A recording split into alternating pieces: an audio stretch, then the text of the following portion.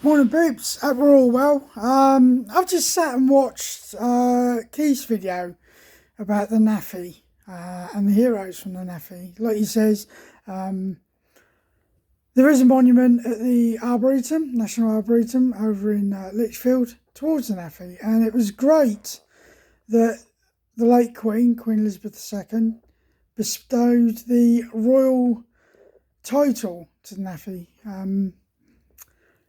The NAAFI, all of us would have known NAAFIs over our time. One that I will always remember is the one just outside Senlager, a place called Schloss Neuhaus. Now, NAAFI was tucked around behind the Schloss, or castle as it is. I'll always remember that one. Yeah, but on all units I served with, we had a NAAFI bar. And as Keith said, the NAAFI bar was dedicated really to the junior ranks, the privates, the lance corporals and corporals. Senior ranks and officers were only allowed really to go in there if they were on duty, and normally that was just to close the bar up. Many a punch up in most of the NAAFIs because the beer was cheap, especially out in Germany. Yeah, so you could get a couple of beers before you headed off downtown. But like he said, one of the other things was the FE, and I came across the FE on numerous occasions. Those of you that were involved in the First Gulf War, when you were in Blackadder Lines, you would have probably gone to the FE in the few days that you were stationed in Blackadder Lines.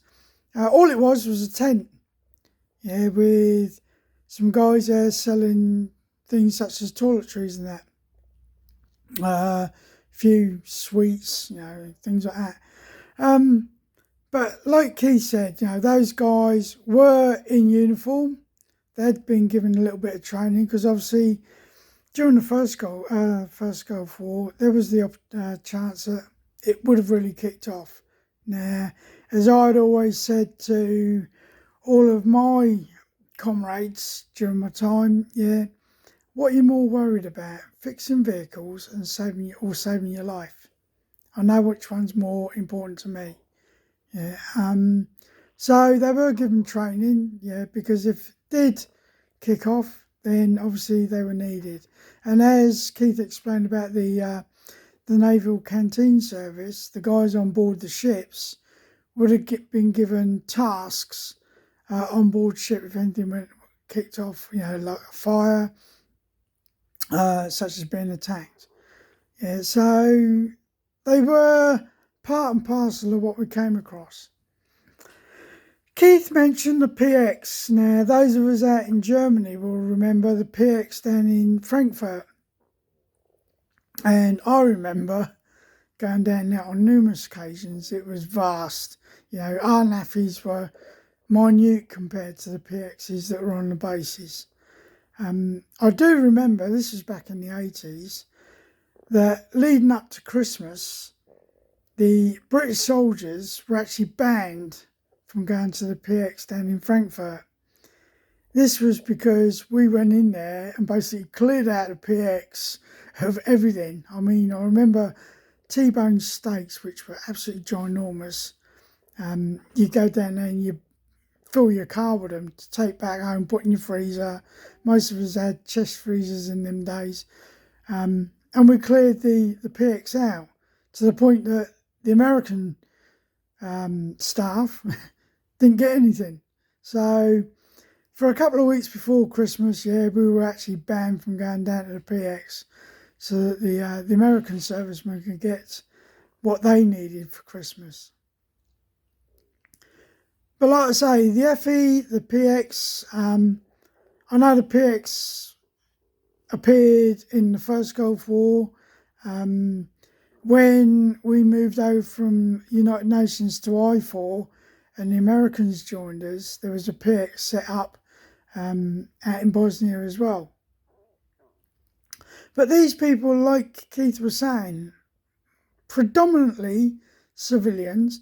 A lot of people were ex-military that had found themselves a job working for the NAAFI.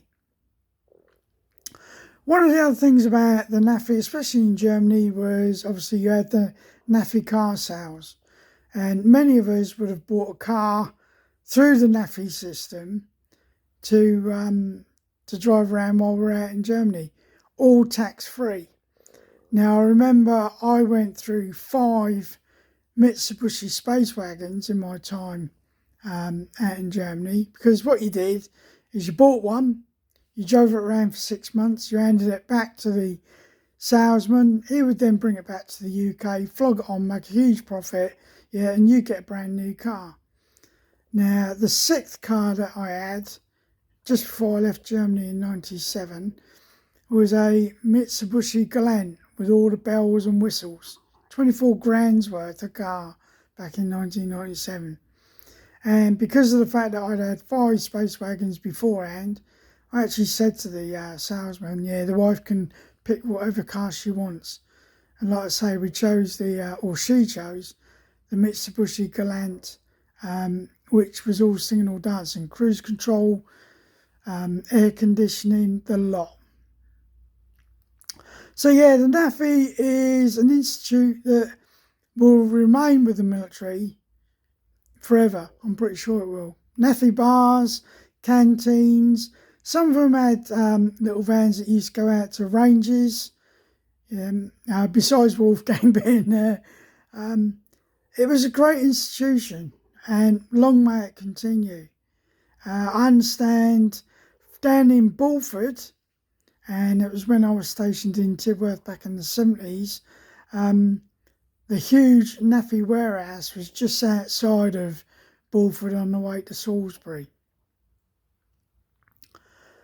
But like I say, the NAAFI, it's part and parcel of the military, yeah, has been for many years, 100 and odd years now, and may it continue. And to all those people that staff the NAAFI, on behalf of myself and any other veteran, or even today's serving soldiers, I'd like to thank you, yeah, because without your contribution, yeah, life would have been a lot more difficult. Anyway, I just want to do a quick one on the NAAFI, following on from Keith's video. Like I say, it's an institution that has long been there, and long may it continue. Thanks very much, and I'll speak to you soon.